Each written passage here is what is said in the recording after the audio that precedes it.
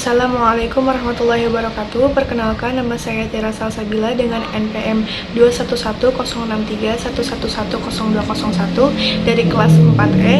Dengan dibuatnya video ini bertujuan untuk memenuhi tugas mata kuliah Hadis Tarabawi.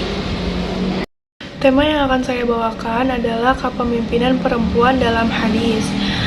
Di sini ada hadis Sahih Bukhari yang berbunyi Bismillahirrahmanirrahim. Hadasana Utsman bin Haitham, hadasana Aufun anil Hasan an Abi Bakrah qala laqad nafa'anillahu bi kalimati sami'tuha min Rasulillahi sallallahu alaihi wasallam ayyamal jamal ba'da ma tu an al-haqqa bi ashabil jamal fa uqatila ma'ahum qala lamma balagha Rasulullah sallallahu alaihi wasallam anna ahla farisa qad mallaku alaihim bintu Kisra qala lan yufliha qaumun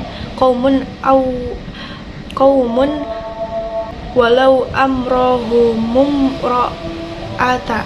Sadaqallahul-azim, yang artinya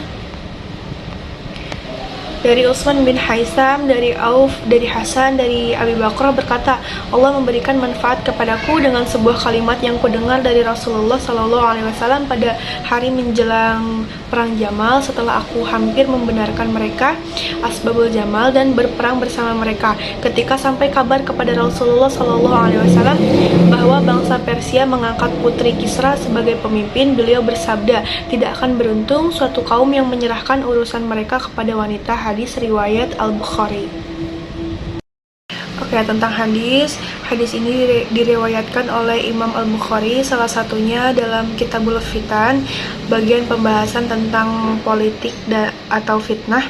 Selain diriwayatkan dalam Sahih Al-Bukhari, hadis ini juga diriwayatkan dalam Musnad Ahmad bin Hanbal, Sunan At-Tirmizi, Musnad At-Tarbani, juga Sunan An-Nasa'i.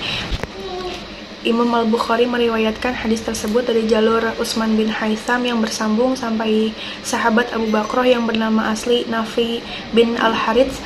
Ada juga jalur periwayatan yang dimuat oleh Imam Ahmad bin Hanbal dari Muhammad bin Al-Muthanna. Untuk redaksi matan hadis seperti di atas, mayoritas merujuk pada Abu Bakrah.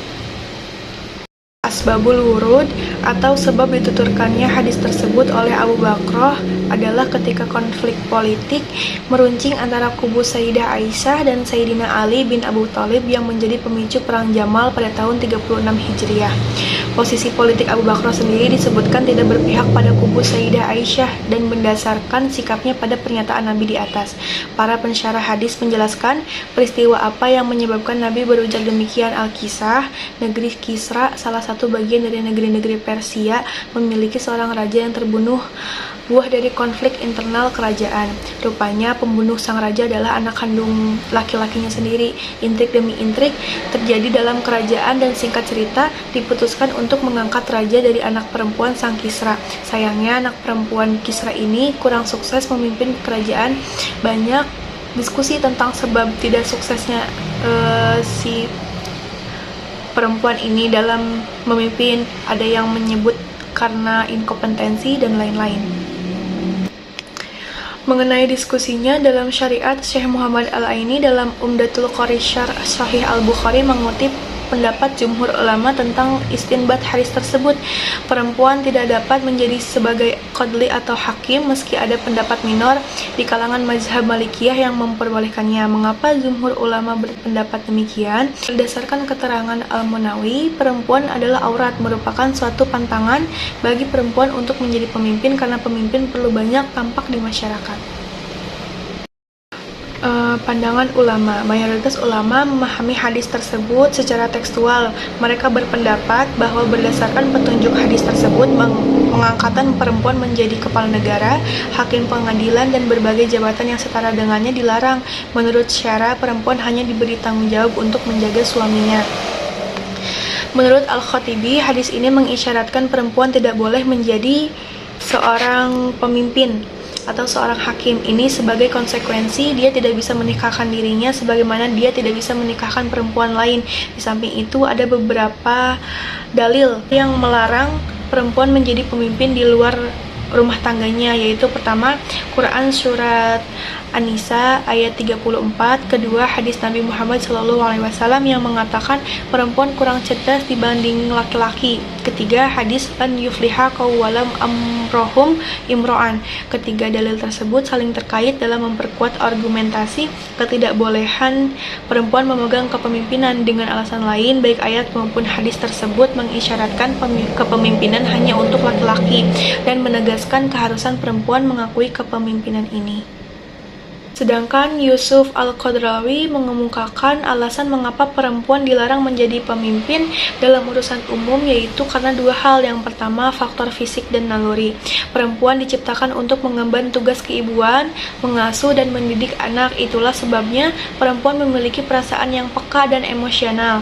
Dengan naluri kewanitaan ini, wanita biasanya menonjolkan perasaan emosi daripada penalaran dan hikmah. Yang kedua, faktor kodrati. Perempuan tidak terlalu tepat memangku jabatan dalam urusan umum sebab perubahan fisiknya selalu terjadi karena menstruasi, hamil, melahirkan, dan menyusui anak. Semua ini membuat fisik, psikis, dan pemikiran perempuan tidak mampu mengemban tugasnya di luar rumah tangganya. Menurut Al-Razi, kelebihan laki-laki meliputi dua hal, yaitu ilmu pengetahuan dan kemampuan fisiknya. Akal dan pengetahuan laki-laki menurutnya melebihi akal dan pengetahuan perempuan. Dan untuk pekerjaan-pekerjaan keras, laki-laki lebih sempurna. Nilai pendidikannya mengenai kepemimpinan perempuan dalam urusan umum masih kontroversi. Mayoritas ulama melarang perempuan menjadi pemimpin dalam urusan umum sesuai dengan hadis tersebut, tapi di pihak lain ada ulama lain yang memperbolehkan perempuan menjadi pemimpin di luar rumah tangganya karena Al-Quran memberi isyarat perempuan pun bisa menjadi pemimpin, bukan hanya laki-laki. Oleh karena itu, sebagian ulama membolehkan kepemimpinan perempuan secara umum jika mereka memiliki kemampuan untuk melaksanakan amanah tersebut. Dengan demikian, Islam tidak melarang perempuan menjadi pemimpin dalam urusan umum, bahkan menjadi kepala negara. Yang penting dia mampu melaksanakan tanggung jawab tersebut, tetapi dengan catatan jika tidak ada laki-laki yang sanggup mengemban jabatan tersebut. Oleh karena itu, hadis tersebut harus dipahami secara kontekstual karena kandungan petunjuknya bersifat temporal.